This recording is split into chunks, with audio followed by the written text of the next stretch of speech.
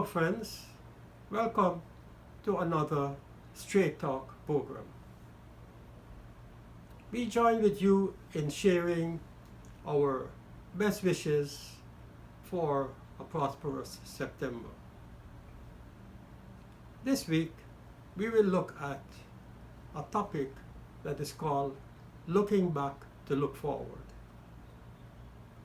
Looking back to look forward is a very complex topic, precisely because it calls upon us to pay attention to what occurred in Guyana in the past in order to understand where we are today and where we're going as a country in future. Past experiences are extremely important. You recall the saying that those who forget the past are bound to repeat it. And this is not just words. That saying has profound meaning and significance. Those who forget their past, they're bound to repeat it. Now, let us look at our past experiences as a country. And I refer particularly to our experiences in respect to elections. I decided to focus on elections and past experiences because elections, like in the United Kingdom, is in the air. And incidentally, I would like to encourage viewers, if they can,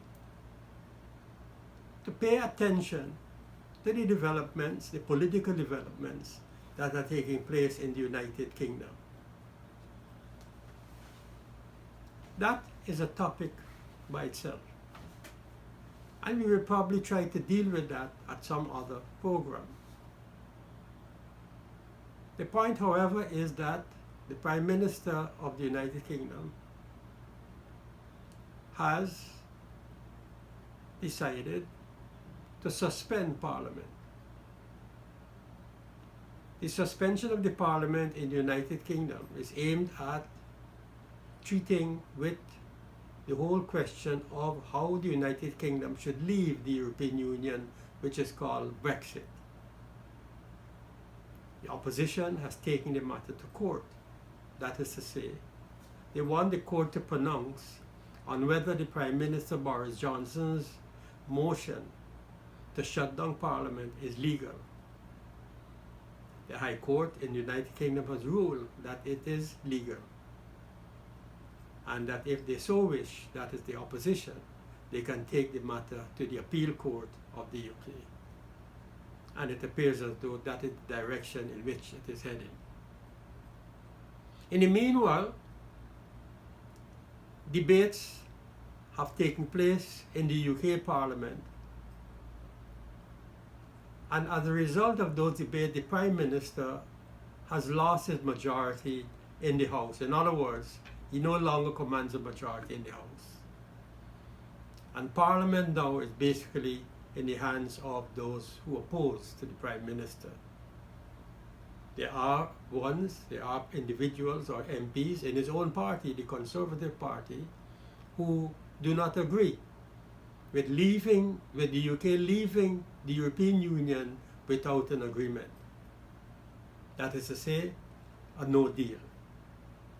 They would prefer the UK to leave the European Union with a deal that is hammered out in one way or the other with all the political and social forces in the UK. But it does not appear that that is the direction in which the Conservative Party in the UK is heading. But back to Guyana. We've had a number of experiences, in fact, a number of experiences on the question of elections. And I want to say that of all the countries in the Caribbean, that is to say of all the CARICOM countries, Guyana is the only country when it comes to elections where you have political turmoil. This used to happen many years ago in Jamaica, but the Jamaicans have more or less overcome that problem. But in no other country, in the CARICOM group of countries, is there a problem when election time comes around. Guyana has a track record in that respect. And this is not a track record that we are proud about. So let us talk about our experiences.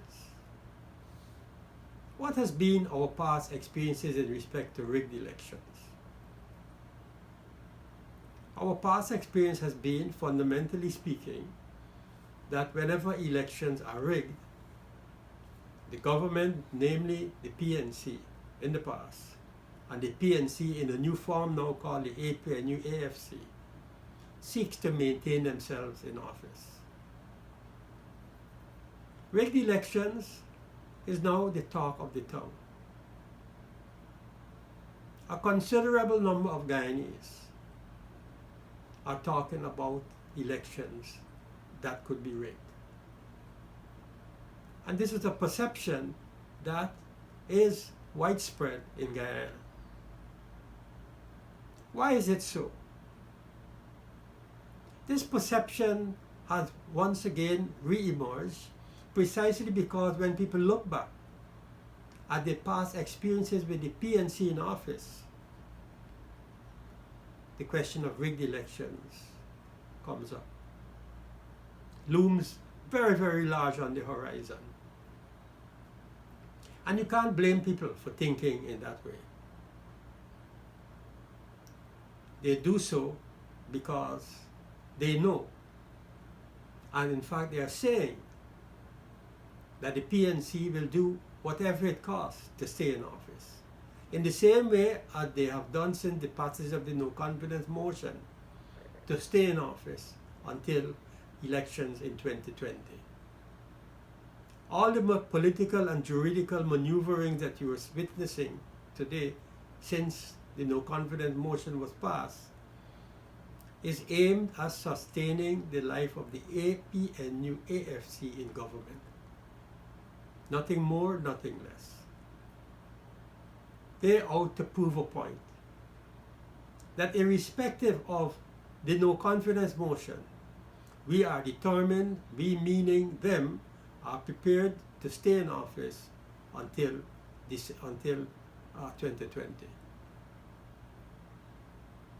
So, in other words, what we're looking at is the worst fear of Guyanese being realized. Now, what is to be done to stop this? That is the fundamental question. Rigged elections take different forms. In the past, we had overseas voting, people who did not exist, phantom voting, underage persons voting, and you also had proxy voting, abuse of the proxy vote, postal voting. That is to say, anyone could sit at home and send in their vote by post. That was abuse also. Now these types of voting, either by proxy or post, in a democratic society, not in a society in which the PNC is in government, but in a democratic society, for example in Europe or the United States to a large extent, or to some extent, postal voting and proxy voting takes place. When it comes to postal voting and proxy voting in a country like Guyana, with the track record of the PNC with respect to rigged elections, you know what to expect. In the past, we did not have counting of the votes at the place of poll. What they did was to collect all the ballot boxes, take them to one central polling station, one central counting station, and there in between, while the boxes were moving from one place to the other, the boxes were opened, votes were switched, and votes were put in to give the PNC a majority. We also had the sad experience of July 1973, where 2 comrades were shot and killed on the quarantine in defending the ballot boxes. That is when the army seized the ballot boxes. So there are many forms in which elections could be rigged. The key to elections, which is free and fair, has to do with the voters' lists. And we know from experience, from past experience, that padding of the voters' lists with people who do not exist, people who have died many, many years ago, underage persons, and now there's this fear that Haitians or foreign nationals, aliens, are on the voters' list. We cannot put these things beyond the PNC. We know as a fact that should the free and fair elections be held in Guyana, or whenever free and fair elections are held in Guyana, the PNC would never be returned to office. And therefore, that is why, because they want to stay in office, they resort to rigging elections. And that is the worst fear of many Guyanese today. So now, even though we have electoral reforms, that is to say, with counting the votes at the place of poll, we also have counting agents witnessing the counting, which sometimes is violated. We have overseas observers coming to observe the elections, and by the way, when overseas observers arrive about a week before the elections, their presence is useful and important and significant, but the horse would have already gone out of the stables. In this sense, that rigging of elections does not only take place on polling day at a polling station. It starts with 2 things. One, the voters' list, providing it is not credible and is not accepted by the political parties. And secondly, it also has to do with the machinery. When we speak about the machinery, we talk about the staff of GCOM. This is what we mean by the electoral machinery. The staff of GCOM is not hired by GCOM itself. It's hired by what is called a secretariat, led by the Chief Elections Officer, or the CEO of GCOM. And the opposition had been raising questions about the hiring practices of the secretariat in respect of staff to run the elections and to conduct polls on election day. So once you have the commission, as it was before, under the control, or the chairman under the control of the government, and once you have also a list that is not credible and not acceptable to the opposition, and once you have a machinery that is stacked against all the political parties, save and except the ruling APNU AFC, you have to be on the lookout for rigged elections. Now this is no way meant to engage in scaremongering. That is to say, to scare people off and to fear that the elections are bound to be rigged. What we have to do is to be on guard, not to throw back and to engage in some kind of fanciful thinking that elections will be free and fair. It's a fight to have it done that way. We cannot therefore throw away experience of the past when it comes to elections in Guyana. And that is why, for example, you need the more experienced people to monitor and to be involved in the process of elections. I don't mean experienced people who know how to rig. I mean experienced people in the opposition who knows about elections, rigging, and the ways in which it could be done. And by the way, In 2015, we saw how fake statements of poll emerged with different data, different statistics, different numbers in respect to the vote that were cast at a number of polling stations.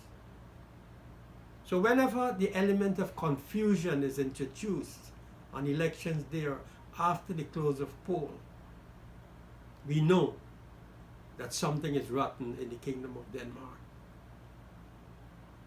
And we have to be on the lookout long before then for these eventualities. Experience teaches us that it is important for us to learn from our past experiences in order to look forward. Therefore, it means we have to engage in a program of activities to see how we can beat them to the game which they are engaged in. In other words, beat them to their own game. We always have to be a step ahead of them, of those who are bent on rigging elections. There are some who might say, forget the past. The past doesn't matter now. But is that a correct position to take at this time? There are some who say what happened in the past happened in a previous era. But is that true? The fact of the matter is this, that we have back in office a government that closely resembles the government that was in office prior to 1992, meaning a government resembles the PNC. And we also have with us an era that closely resembles the Barnum era. So with these facts in hand, can we simply say that we should forget the past and deal only with the present? To understand the present, we have to know what happened in the past. And to move the process forward, we have to a large extent, base ourselves on past experiences. All over we go, we hear people calling for the most experienced people to have the job. In the teaching profession, parents look forward to having experienced teachers. In the medical profession, patients look forward to having the more experienced doctors and nurses take care of the sick and the elderly. In every sphere of human endeavor, people look forward to the more experienced persons to assist in moving the process forward or to helping to correct whatever deficiencies might exist. And therefore, my point is, if experience in these areas are important and necessary, why not in the process of elections? Politics requires experienced politicians,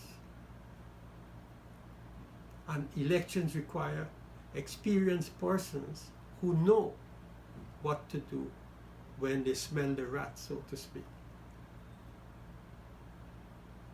The struggle for free and fair elections was not going to be an easy one. It was never an easy one. And in this situation in which we are faced with, where the government is bent on staying in office until next election, whenever that is called, and it looks as though we're heading to next year, 2020, the struggle for free and fair elections would require mass actions, a mass struggle at home, and the involvement of as many patriotic Guyanese as possible overseas in the diaspora. So one of the main components that is necessary in this struggle for free and fair elections is mass struggle and mass actions. Mass struggles and mass actions require a broad alliance of the social and political forces in our country. No one party try as best as they could will succeed in bringing about free and fair elections. This is a national struggle. This is a struggle that requires all hands to be on deck. And as our famous national poet once said, all are involved, all are consumed. Now we have the political parties all taking common positions on a number of issues. They all want free and fair elections. When you read their statements, when you listen to their comments, they all want free and fair elections. There's absolutely no doubt about that. But what is lacking is the common platform. Only the People's Progressive Party has been demonstrating and picketing and protesting so far. And that is good. This is in keeping with the legacy of Dr. Cheddi Jagan, the founder of the PPP, among others. What is required is a broad platform of all the political and social forces to engage in this or to initiate this mass struggle, mass action, a common front. Because, let's say, for the sake of argument, elections are rigged. And there's this unity among the opposition forces. There's no coming together, so to speak, which the people are asking for. The overwhelming majority of Guyanese people want to see the back of the APNU-AFC. But we're not going to see the back of the APNU-AFC unless there's unity of action, in my view. And that unity of action requires that all of the parties that have so far pronounced in favor of free and fair elections must come together. We've been hearing a lot of talk among the Guyanese people about the need for the politicians to come together. My understanding of that coming together is that all those who would like to see the back of the APNU-AFC must come together. And that means people in the political parties, so to speak, the social forces, the NGOs, etc., religious bodies, trade unions, and so forth. Until and unless this government sees that kind of unity of action with mass demonstrations taking place on the streets, they're not going to budge. So you need this broad alliance, this broad front of political and social forces in this struggle for free and fair elections. We don't want, after the PNC, hypothetically speaking, would have rigged the elections, for us to have said, but if we had come together, this would not have happened. We don't want that. We don't want to be in a situation after the PNC would have rigged the elections, or after the APNU-AFC would have rigged the elections, at least theoretically speaking, for us to say, if we did know. Now is not the time for if we did know. Now is the time to know. Now is the time to intelligently anticipate. Now is the time to look back in order to look forward. Looking back means looking back at our past experiences, learning from those experiences, avoiding the mistakes of the past, and moving forward with a fresh and new agenda that has elements of the past within its contents. Overseas pressure is also important. Pressure by non-governmental organizations overseas. Pressure by the Guyanese diaspora, and to some extent the West Indian diaspora, who the Guyanese diaspora overseas work with, wherever the country might be. And overseas pressure, as was demonstrated in the elections prior to 1992, or the elections in 92. the overseas pressure, as was demonstrated in that period, is necessary again now. We cannot overestimate or underestimate any of these three components, which is mass struggle at home, the formation of a broad-based alliance of all the political and social forces in Guyana, as well as external pressures from non-governmental organizations, as well as the diaspora, as well as governments, including governments. We hear a lot of people asking questions about the ABC countries. Many people are not sure what is the position of the ABC countries. But I can tell you that prior to the 1992 election, it was extremely clear that the ABC countries, particularly the United States and Canada, wanted to see the back of the Hoyt administration at that time. We should not be wondering in today's context what is the position of the ABC countries.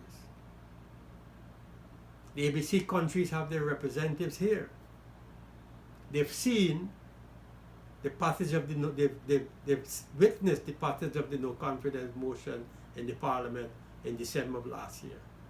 They've seen that, and they know, they probably read the Constitution to know that the election should be held 3 months thereafter, sometime in March. It was not held. 3 months after March, elections were supposed to be held. It was not held. The ruling APNU AFC have resorted to all kinds of juridical maneuverings in order to extend the time for this presence in office. And the president keeps talking about, we are committed to free and fair elections. We are committed to clean, credible voters list. We are committed to upholding the Constitution. All these are nice words.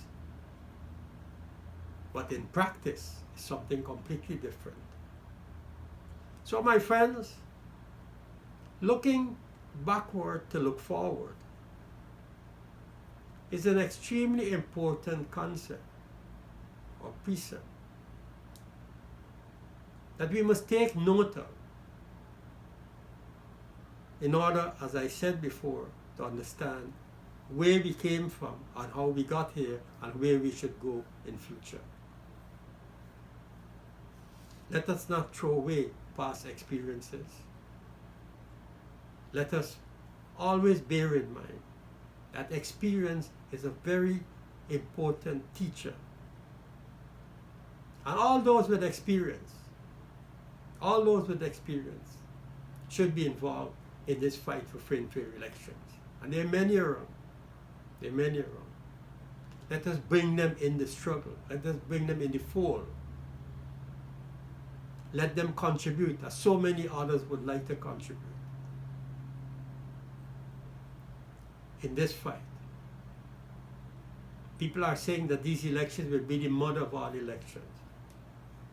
Who knows? Elections are elections. All elections are mother of elections. Because at the end of the day, it's a question of a fight or struggle for political power and who will hold office. We are at a stage now, my friends, where our country is going through some extremely difficult times economically, politically, and socially. And that kind of sentiment, that mood, is captured in the desire of the overwhelming majority of Guyanese people to see a change of government. No longer an exchange, but a change, a real change, a genuine change that would see Guyana on the path to peace, progress, and prosperity, in which every Guyanese man, woman, and child would benefit. Let us deal with elections question. Let us fight for free and fair elections. And after we have fought and won the free and fair elections, then we will deal with the other challenges that face our country. Thank you very much. Until next time, let us continue the discussion on Straight Talk.